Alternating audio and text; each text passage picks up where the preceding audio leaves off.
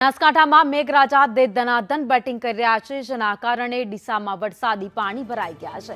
વરસાદી પાણી ભરાતા જનજીવન પ્રભાવિત થયું છે। કંસારી ગામે વરસાદી પાણી રસ્તા ઉપર ભરાતા હાલાકી પડી રહી છે। વરસાદી પાણી ભરાતા ગ્રામજનો અને પશુપાલકોને પારાવાર મુશ્કેલી વેઠવાનો વારો આવ્યો। એક ગામથી બીજા ગામનો સંપર્ક તૂટતા લોકો હાલાકી ભોગવી રહ્યા છે। અનેક રજૂઆતો છતાં પાણી નિકાલની કોઈ જ વ્યવસ્થા કરવામાં નથી આવી, ત્યારે તાત્કાલિક વરસાદી પાણીનો નિકાલ કરવામાં આવે તેવી લોકો માંગ કરી રહ્યા છે। મારે કોઈને ડિલિવરી હોય તો કેવી રીતે લેવાનું, કોઈને તાર તપ હોય તો કેવી રીતે લેવાનું, કોઈને દૂધ ભરાવવાનું હોય તો કેવી રીતે લેવાનું।